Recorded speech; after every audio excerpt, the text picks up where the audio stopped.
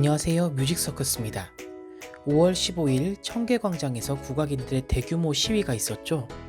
2022 개정 음악교육과정에서 국악교육에 대한 가이드라인이 대거 삭제되었다는 이유에서였는데요. 국악이 음악교과서에서 퇴출될 위기에 처하게 될 수도 있다는 표현까지 쓸 만큼 간절하다는 의미였겠죠. 판소리 베이스로 엄청난 인기를 얻었던 송가인 씨도 이번 집회 참여를 독려하며 적극적으로 참여하는 모습이었는데요. 과연 이번 2022 교육과정에서 무슨 일이 있었길래 국악계의 반응이 이렇게 뜨거운 걸까요? 이를 살펴보려면 4월 22일에 있었던 음악과 교육과정 시안개발 연구토론회로 거슬러 가야 합니다. 이 연구토론회는 2022 새 교육과정에서 음악 교과서의 기초가 되는 교육과정 초안에 대해 의견을 모으기 위해 마련된 자리였습니다. 교과별 교육과정에는 성취기준이라는 것이 등장하는데 이들은 곧 교과서의 목차가 되기 때문에 교육과정에서 세심하게 정해야 할 매우 중요한 내용들입니다. 임용을 준비하는 분들은 이 성취기준을 토시 하나 틀리지 않고 암기해야 할 정도이니 문구 하나하나가 얼마나 중요한지 짐작이 가시죠? 이 연구토론회에서 논의할 내용으로 교육과정 초안이 사전 공개되자 국악계에서 교육과정을 비판하는 성명서를 발표합니다. 성취기준에서 국악 관련 내용들이 모두 빠졌다는 이유에서였죠. 이에 놀란 교육부는 4월 24일 문서 표기상 차이일 뿐 오히려 정간보나 추임새 등 국악 내용이 추가되었으면 추가되었지 홀대한 게 아니라는 반박 자료를 냅니다. 한쪽은 국악 말살 정책이다. 다른 한쪽은 오히려 국악 개념이 추가되었다. 도대체 누구 말이 맞는 건지 주장을 하나씩 살펴보겠습니다. 국악계의 주장은 크게 두 가지입니다. 첫 번째, 2015 교육과정에는 존재했던 국악 관련 성취 기준들이 모두 빠졌다. 두 번째, 음악 요소와 개념 체계표가 삭제되었다. 우선 성취 기준에 대해 먼저 살펴보죠. 이번 교육과정의 내용 체계와 성취 기준의 구성은 이렇게 생겼습니다. 내용 체계를 구성하는 연주, 창작, 감상 세 가지에 대해 성취 기준이 나오고 바로 이어서 이 성취 기준을 설명하는 성취 기준 해설 그리고 고려사항 같은 것들이 연이어 등장하게 됩니다. 2015 교육과정에서 등장했던 국악 개념 관련한 성취 기준은 총 6개입니다. 성취 기준이 교과서 목차를 구성하게 되기 때문에 성취 기준이 이렇게 제시되면 교과서를 제작할 때 빼박 국악곡을 넣을 수밖에 없겠죠. 예를 들어 4음0103 노랫말에 맞는 말붙임새로 만든다 라는 성취 기준을 교과서로 구현할 때는 말붙임새로 만들 때 적합한 민요곡이나 국악곡 중에 선택을 하게 될 것입니다.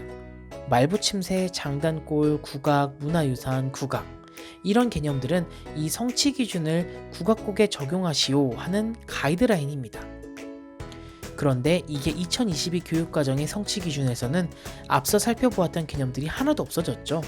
이 성취 기준은 국악곡으로 풀어주세요 했던 게 모두 포괄적인 용어로 변경되었습니다. 또한 2015 교육과정 뒤에 제시되었던 이 개념 체계표가 2022 교육과정에서는 아예 삭제됩니다. 그런데 이 표를 보시면 국악 용어들이 상당히 많이 제시되어 있죠. 이쯤 되니 교과서에서 국악을 모두 없애겠다는 속셈이냐 하고 반발이 나온 거죠. 그런데 이쯤에서 우리가 교육부의 말도 들어봐야 되겠죠. 문서 양식 때문에 나온 차이일 뿐이고 정간보, 추임새 등 국악 용어가 오히려 새로 추가되었다고 주장하고 있습니다. 바로 성취 기준의 해설에 지시가 되어 있는 건데요. 2022 교육과정에서는 국악 대 서양음악 이런 장르 색채를 줄이고 싶었던 모양입니다. 음악의 기초 요소를 살려 노래나 악기로 연주하고 느낌을 이야기한다. 노래나 악기 연주에 어울리는 신체 표현이나 놀이를 하며 음악을 즐긴다. 이 성취 기준은 서양음악, 국악 모두 적용할 수 있는 내용들이니까요. 성취 기준은 약간 일반화된 포괄적인 문장으로 변경된 대신 해설에서는 상당히 자세해졌습니다.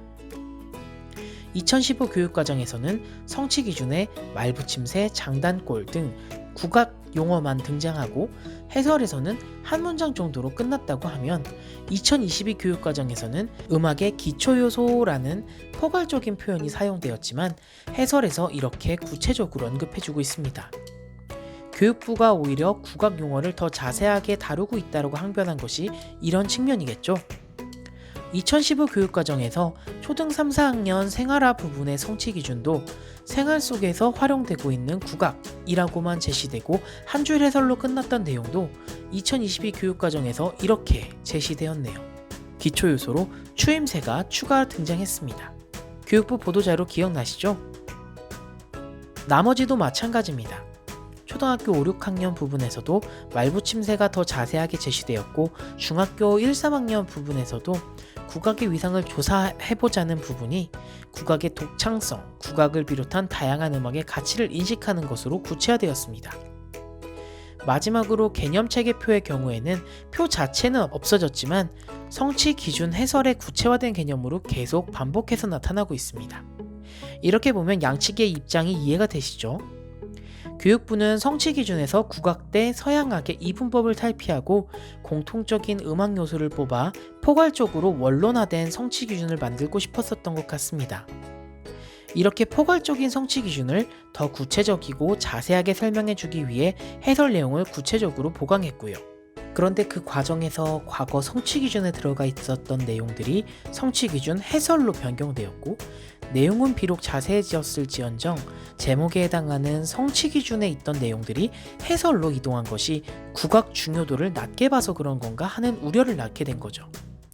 성취 기준 제목에 국악 용어가 대놓고 들어가 있으면 교과서를 제작할 때 빼박 국악곡을 제재곡으로 사용해야 하지만 해설에 예시처럼 들어가 있으면 비국악곡을 제재곡으로 하고 국악곡은 참고곡으로만 넣어서 비교하는 방식으로 풀어낼 수도 있을 것이니까요. 결국 5월 16일 교육부는 성취 기준에서 국악 개념을 그대로 유지하는 쪽으로 방향을 잡았습니다. 그런데 개인적으로는 좀 아쉬운 감이 있습니다. 최근의 음악들은 장르를 기준으로 나누기보다도 융합하는 것이 추세라는 생각이 들거든요. 이날치의 범 내려온다는 판소리일까요? 아니면 대중음악일까요? 양방원의 프론티어는 국악일까요? 아니면 서양음악일까요? BTS 슈가의 대취타는요? 교육부의 이번 시안은 세계에서 K-팝이 주목받음에 따라 K-팝을 넘어서 우리 음악을 현대적으로 발전시키기 위한 융합 작업이 아니었나 싶은 생각이 들거든요. 그래서 이 개념은 국악, 이 개념은 서양음악 이렇게 나누기보다는 해설 안에서도 포괄적 단어의 예시들로 한꺼번에 제시를 해주었던 모습이 보여지고 있습니다. 또한 이번 교육과정의 내용체계에서 창작이 중요시되고 여러 음악 요소를 섞어 아이들이 자신만의 음악을 창작하고 즐길 수 있게 만드는 것이 교육과정의 목표인 만큼 단순히 성취 기준이나 개념표에서 어떤 개념을 넣는다, 뺀다의 차원보다는 음악 개념의 카테고리를 더 세분화해서 음악 요소를 명확하게 제시해주는 것이 도움이 되지 않을까 하는 생각이 듭니다. 추임새, 정감보호 등 국악 개념을 폭넓게 넓히려는 시도도 보이는 만큼 국악계와 소통을 통해 더 발전된 교육과정이 나왔으면 좋겠습니다. 임용 준비하는 분들이 외우기 쉽게 짧고 명확한 언어로 나오면 더 좋고요. 대한민국의 교사 시험 준비하는 모든 분들 오늘도 화이팅입니다.